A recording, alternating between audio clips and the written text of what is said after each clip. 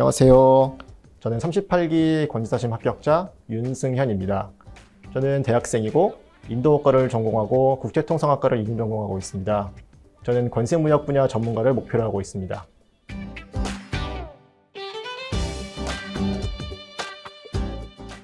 저는 전부터 무역 쪽에 관심이 있었고 원래는 해외 영업 직군 쪽으로 갈 생각이었습니다.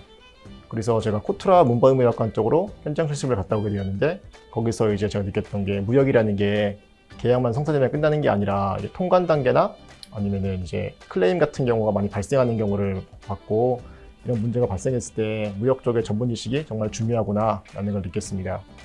그래서 이와 관련해서 무역 관련 자격증을 따오다 보니까 권지사까지 오게 되었습니다.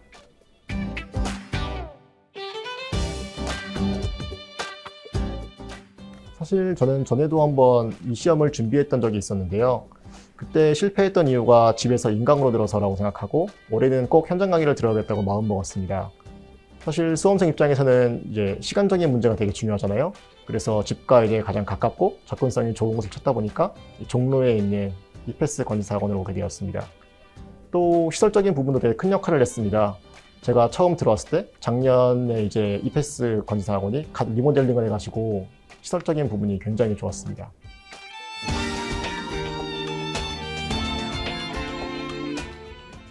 우선 현장 강의 분위기가 되게 좋았습니다. 사람이 많지 않다 보니까 저희도 두루두루 친해질 수 있었고 강사님들도 저희 한 명 한 명한테 되게 신경을 많이 써주셨습니다. 특히 쉬는 시간에 모르는 게 있으면 쉬는 시간까지 쪼개가지고 질문 다 받아주시고 특히 저희 같은 경우는 안준호 권지사님이 직접 멘토가 되셔가지고 멘토링을 통해서 공부의 가이드라인 제시해 주셨고 과목별로도 상담도 되게 많이 받을 수 있는 기회가 있었습니다. 또 두 번째로는 모의고사 첨삭을 이제 강사님들이 직접 해주시고 정말 한 문장 한 문장 틀린 부분과 키워드를 다 짚어주셨습니다. 이 첨삭 퀄리티가 되게 높은데 첨삭 답안지를 좀 몇 개 가져와 봤습니다. 이게 관세법 답안지인데요. 이런 부분 보시면은 이제 키워드, 지식재산권 같은 경우는 설정 등록이라는 부분이 꼭 들어가야 되는데 안 들어가가지고 많이 점수가 까였다. 이런 부분을 좀 많이 보여주셨습니다. 그리고 또 여기 같은 경우는 무역 실무인데 무역 실무는 이렇게 끝나고 부족한 부분이 뭔지 총평 같은 거를 적어주셨습니다. 평가도 이렇게 틀린 부분이 뭔지 첨삭을 해주시고 마지막에 어디 고쳐야겠다, 뭐 이런 부분은 좋았다, 이런 부분 총평까지 적어주셨습니다. 그래서 처음에 이제 모의고사 접하는 입장에서 어떻게 서술해 나갈지 되게 어려웠는데 이런 부분을 직접 가이드라인을 잡아주셔가지고 처음에 감을 잡는 데 좀 많이 도움이 되었습니다. 세 번째로는 질의응답을 빨리 받을 수 있던 게 되게 좋았습니다. 현장 강의를 통해서 이제 강사님들과 친분이 생기다 보니까 학원 질의응답 게시판을 통한 질문 외에도 강사님들께 이제 카카오톡을 통해서 실시간으로 답을 받을 수가 있었습니다. 저 같은 경우는 기본 이론 때 공부를 좀 제대로 안 해가지고 모의고사 기간 동안에 이제 회독을 하면서 모르는 부분이 굉장히 많이 생겼습니다. 이때 카톡으로 또 질문을 많이 해서 많이 답변을 받았습니다. 또 이거 제가 질문했던 것도 한번 사진을 찍어서 캡처를 한번 가져와 봤는데요. 이게 질문에 대한 답변 받다 보면은 꼬리 질문이 자꾸 생길 때가 있잖아요. 그럴 때도 이렇게 실시간으로 답변을 해주셔가지고 너무 좋았습니다. 그리고 저 같은 경우는 이제 모의고사 공부하면서 정말 내가 맞게 공부하고 있는 건가? 약간 이런 생각이 좀 많이 들었을 때가 있는데 이때 또 이런 거 상담받으려고 학원까지 가기는 좀 시간이 부족하단 말이에요. 그때 카카오톡 같은 걸로 이런 식으로 약간 조언도 받을 수 있어가지고 되게 좋았습니다. 어려운 것보다 뭐 기본적인 내용에 충실하는 게 좋을 것 같아요. 아마 이런 내용들 좀 많이 도움이 됐던 것 같습니다.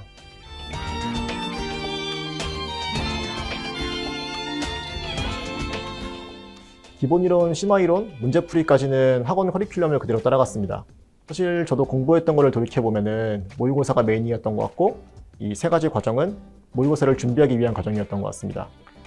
저는 그래서 이 기본이론, 심화이론, 문제풀이 하면서 이 각 과정이 끝날 때마다 강사님들께 이제 예를 들어서 뭐 기본이론 때는 얼만큼 준비가 되어 있어야 되나요? 이런 거 물어봐가지고 그거대로 따라가서 준비했던 것 같습니다. 그래서 저 같은 경우는 이제 모의고사 들어가기 전까지 관세법은 단권화가 끝나 있었고요. 그 다음에 관세율표 같은 경우는 주규정이랑 그 호의 용어 2번 정도 돌려봐가지고 어느 정도 암기가 되어 있었습니다. 관세평가 근거집도 이제 11월 달에 완성했고 그 법령, 법시행령 시행규칙도 어느 정도 이제 암기가 끝나 있었습니다. 모의고사 들어간 다음에는 이제 월, 화, 수, 목, 금을 한 과목씩 공부하고 토요일날 모의고사를 보고 일요일날은 하루 쉬었습니다. 그래서 월, 화, 수, 목, 금마다 관세법, 관세율표, 관세평가, 무역실무, 그리고 마지막 날에는 이제 헌특법 대외위원 합쳐가지고 이제 5일 동안 공부를 했습니다. 이 공부는 순서가 일정한 게 아니고 매주마다 바뀌었는데, 저 같은 경우는 가장 자신이 없는 과목을 첫날에 하고 가장 잘하는 과목을 마지막 날에 하는 식으로 했습니다. 이렇게 하면은 이제 자신 없는 과목은 어려워가지고 하루 종일 공부해도 못하는 경우가 생기거든요. 그리고 잘하는 과목은 빨리 하니까 하루를 다 안 쓰고도 금방 볼 수 있어가지고 남는 시간에 이제 못한 과목들 이 부분을 보충하는 식으로 공부했습니다. 관세율표 같은 경우는 정말 순수 암기 과목이고 정말 암기할 게 많은 과목이라고 생각합니다. 저 같은 경우도 처음에 이 시험에 2차를 들어오면서 이걸 사람이 다 외울 수 있을까 이렇게 생각했었는데 하면 되더라고요. 이게 저 같은 경우는 영어 단어 외우듯이 조금씩 쪼개가지고 외웠습니다. 하루에 호의 영어 30개, 주규정 5개 이런 식으로 한 2달 정도 하면은 이제 1류부터 97류까지 한번 다 볼 수 있었습니다. 특히 저 같은 경우는 이제 학원이랑 집이랑 거리가 멀어가지고 버스로 이제 오는데 가는데 1시간씩 걸리는데 그 시간을 이용해가지고 외웠던 것 같습니다. 관세율표를 저는 가장 먼저 뗀 과목 중 하나였는데요. 관세율표를 하게 되면은 좋은 점이 이제 여기서 어려운 걸 외웠으니까 나중에 뭐 대외무역법의 뭐 대외무역 관리 규정 이런 부분 가면은 좀 암기할 게 되게 많은데, 그런 부분도 이제 내가 관세율표도 외웠는데 이거 못하겠어? 약간 이런 식으로 자신감을 얻어서 암기할 수 있었던 것 같습니다. 평가는 제가 이패스 건지사학원에서 박청환 선생님 수업을 들었습니다. 박청환 선생님이 알려주신 대로 근거집을 만들어서 공부했습니다. 저 같은 경우는 이제 관세평가 협정을 제가 한번 쭉 읽어보고 정말 시험에 들어갈 내용들을 모아서 이제 근거집을 작성했습니다. 하지만 이 근거집만으로는 부족한 게 이제 제가 판단을 틀려버리면은 거기에 아무리 그 틀린 근거를 붙이면은 그건 점수가 어차피 안 되기 때문에 사례 판단도 중요하다고 생각해가지고 박청환 선생님이 문제풀이 과정 때 주신 자료와 그 핵심 사례 자료하고 그다음에 협정에 나와 있는 사례들을 모아서 사례집을 또 만들었습니다. 그리고 당연히 이제 법, 시행령, 시행규칙, 고시가 있는 법령도 외워야 되죠. 그래서 이렇게 근거집, 사례집, 법령집 3개를 이제 암기하면서 계속 돌려봤습니다. 무역실무는 우선 기본서를 전체적으로 회독을 했습니다. 그리고 저 같은 경우는 시험이 다가올수록 핵심적이고 약간 중요한 내용에 집중을 했습니다. 협약의 경우에는 이제 CISG, 인코텀즈, UCP, URC, 그다음에 ICC, 그러니까 보험적 협회적 약관 여기까지는 완벽하게 암기했고, 그다음에 EUCP나 MIA, 뉴욕 협약은 약간 중요한 부분만 챙겨왔습니다. 사실 이번 시험에서 50점 문제로 몬트리올 협약이 출제되었지만 저는 이런 부분이 이제 시험의 당락에 결정적인 역할을 하지 않는다고 봅니다. 저도 이번에 일본에서 득점을 거의 못했지만 10점짜리 문제에서 이제 만점을 받아가지고 무역실무에서 좀 안정적인 점수를 챙겨갈 수 있었습니다. 제가 생각하기에 관세사 시험은 상대평가입니다. 어차피 내가 모르는 것은 다른 사람들도 모릅니다. 상대평가라는 건 약간 이런 거죠. 곰이 나를 쫓아간다고 해서 내가 곰보다 빨리 뛸 필요는 없습니다. 그냥 저 옆에 있는 사람보다만 빨리 뛰기만 하면 됩니다. 이처럼 약간 무역실무는 공부 범위가 되게 넓은데요. 다른 수험생들이 모르는 부분을 약간 남은 맞춤으로써 좀 더 우위를 가져갈 수 있긴 하겠지만, 이런 지엽적인 부분에 시간을 많이 투자함으로써 다른 기본적인 부분을 놓치면 절대 안 된다고 생각합니다. 헌특법이랑 대외외환 이 3과목은 이제 법 시행령이 적힌 법령집을 통째로 다 통암기했습니다. 이것도 약간 당연한 얘기지만 중요한 부분, 그리고 시험에 나올 확률이 높은 부분부터 좀 챙겼습니다. 그래서 헌특법 시행 규칙이나 아니면 대외외환 관리 규정 이것도 저도 어느 정도 챙겨가고 중요하다고 생각하겠지만 약간 법 시행령을 완벽하게 외워갔던 게 좀 이번 시험에 도움이 많이 되었습니다. 사실 실제로 봐도 이제 법 시행령 부분이 더 중요도가 높고 더 나을 확률이 훨씬 높습니다. 기출 분석해보면은 이제 법 시행령 위주로 계속 출제가 되고 있고, 특히 최근 5년간 기출문제에서 보면은 이제 규정을 묻는 문제는 19년도 대외무역법 딱 한 문제밖에 없었습니다. 그래서 약간 이 3개의 법은 법 시행령 부분을 우선적으로 완벽하게 챙겨가고 남는 시간에 이제 규정을 챙기시는 게 좋을 것 같습니다.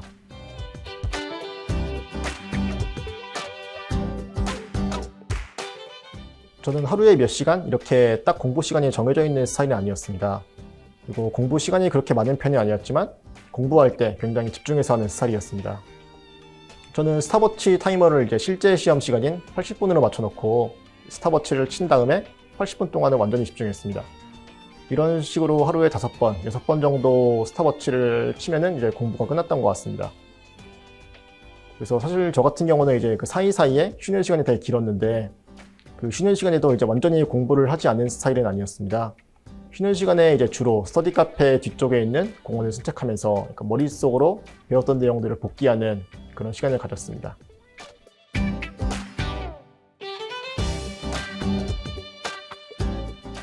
사실 모의고사 기간 동안 되게 힘들었습니다. 이게 수험 생활이 힘든 게 솔직히 공부하는 것 자체가 힘든 게 아니라 미래에 대한 불확실성이잖아요. 내가 시험 붙을지 떨어질지 모르는. 그래서 근데 그 당시에 이제 힘들어도 공부를 멈출 수가 없었는데요. 근데 또 저희 이패스 권위사 같은 경우는 소수정예다 보니까 제가 모의고사 답안을 쓰면은 저랑 아예 모르는 사람이 보는 게 아니라 저하고 아는 또 저하고 친한 강사님이 이걸 보잖아요. 그럼 지금까지 이제 수업 시간에 열심히 가르쳐 주시고 중요하다고 강조하셨던 내용인데 제가 또 이거 잘 못 쓰고 점수가 안 나오면 되게 미안하잖아요. 그래서 약간 그런 부담감 때문에 더 열심히 했던 것 같습니다. 그래도 강사님들이 항상 응원해 주시고 가족들도 응원해 주셔가지고 힘든 수험 생활을 마치고 시험에 합격할 수 있었던 것 같습니다.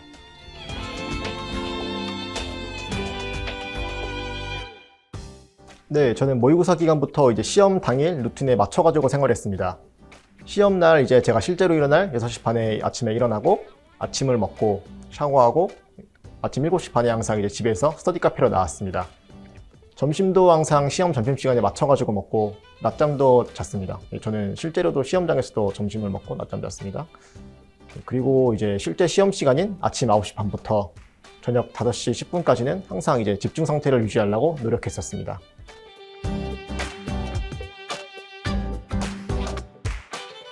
사실 공부 방법적인 측면에서는 저도 약간 저만의 노하우라고 할 만한 부분은 없습니다. 저는 정말 기본서 위주로 회독을 많이 한 편입니다. 근데 가끔 어떤 분은 이제 회독이라고 하면은 이제 같은 내용을 계속 반복해서 읽는다고 생각하시는 분이 있더라고요. 저도 처음에 약간 그렇게 생각했고, 사실 그 공부라는 거는 자기 반성 과정이고 자기가 모르는 부분이 뭔지 계속 체크하면서 그 빈 부분을 채워나가서 자기 자신을 조금 더 완벽하게 만드는 과정이라고 생각합니다. 그래서 회독 같은 경우도 단순히 같은 내용을 눈으로만 반복해서 읽는 게 아니라 계속해서 내가 아는 부분과 모르는 부분을 체크하고 아는 부분은 빠르게 넘어가고 모르는 부분은 이제 다시 암기하는 식으로 해야 합니다. 예를 들어서 이제 암기식을 옆에 적어놓고 암기식만 보고도 그 내용이 떠오른다면은 굳이 시간 낭비할 필요 없이 다음으로 넘어가도 되겠죠? 저는 이런 식으로 이제 아는 부분을 늘려나가다 보면은 회독 시간은 점점 줄어들고 빨라지면서 또 정확성도 함께 높아지게 됩니다. 이게 정말 당연한 이야기처럼 들리시겠지만 이걸 진짜 내가 들어서 아는 거하고 내가 몸으로 깨닫는 거는 또 다르다고 생각합니다. 저도 모의고사에서 많이 깨져보고 이걸 직접 깨달은 다음부터 성적이 좀 많이 올랐던 것 같습니다. 저는 이제 이패스 권위사에서 현장 강의 들으면서 특히 박청환 선생님께 여러 가지 수험생활 팁을 많이 들었습니다. 그 중에 기억에 남는 거를 좀 소개해드리자면은 첫 번째로 영양제나 포도당 캔디 같이 몸에 좋은 거는 무조건 다 챙겨 드세요. 스포츠에서 도핑은 반칙이지만 여기서는 그런 거 없습니다. 그냥 다 챙겨 드시면 됩니다. 두 번째로는 이거 손목 건강 주의하셔야 됩니다. 사실 모의고사 보시게 되면은 이제 16페이지 정도를 한 과목당 4과목씩 쓰게 되는데 이게 맨정신으로는 솔직히 못 쓸 양입니다. 그리고 손목에도 부담이 되게 많이 갑니다. 특히 저같이 약간 손목에 이렇게 여리여리하신 분들은 손목 보호대 한번 하는 거 꼭 고려해 보시고 유튜브에서 지필법 한번 검색해 보세요. 펜을 올바르게 잡는 방법도 손목 건강에 되게 중요합니다. 또 모의고사가 이제 곧 다가오는데 아직 펜 선택 못하신 분들은 이패스 권위사 유튜브에 보면 박청환 선생님이 올리신 펜 선택 팁이 있어요, 영상이. 이거 한번 보시면 도움 많이 되실 것 같습니다. 세 번째로 저는 시험 볼 때 긴장을 좀 많이 하는 스타일이었습니다. 이때 팁이 있다면 껌을 씹거나 사탕을 먹으면 긴장이 좀 풀린다고 합니다.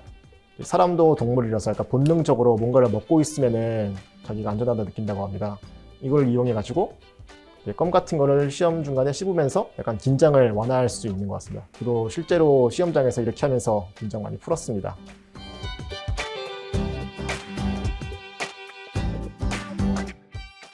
권지사 시험 합격은 이제 수험 생활은 끝이지만 전문직으로서 새로운 시작이라고 생각합니다. 전문직은 전문 지식으로 이제 먹고 사는 거기 때문에 전문성을 높이기 위해서 계속 공부를 해 나가야 되고 저도 이제 권지사로서 실무 경험을 하면서 실무 경험을 통해서 전문성을 쌓아 나갈 생각입니다.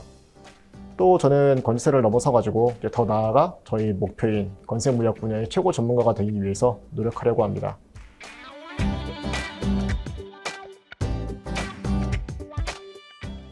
저도 공부를 해왔고 그동안 기출문제를 많이 봐왔고 특히 저 같은 경우는 이제 20년하고 21년도에 시험을 봤잖아요. 근데 보면 이제 문제 유형이 굉장히 많이 바뀌었습니다. 혹자는 이런 문제 유형을 보고 이제 더 이상 실력이 아니라 운에 의해 그러니까 운에 의해서 결정되는 시험이 아니냐라고 말하기도 하는데, 그럼에도 불구하고 제가 볼 때 붙을 사람은 또 어떻게 다 붙는 것 같습니다. 그리고 이게 붙는 사람이라는 게 잘하는 사람이 붙는 게 아니라 끝까지 포기하지 않고 가는 사람이 붙는 것 같습니다. 아마 모의고사 기간 동안에 이제 굉장히 힘들 텐데 끝까지 포기하지 않고 계속 열정을 다하시는 분들이 좋은 결과가 있지 않을까 싶습니다.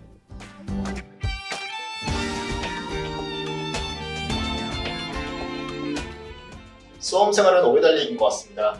오래 달리기 하다 보면은 이제 걷는 속도로 느리게 달리더라도 계속 달려야지 한 번이라도 쉬면은 다시 달리기 힘들잖아요.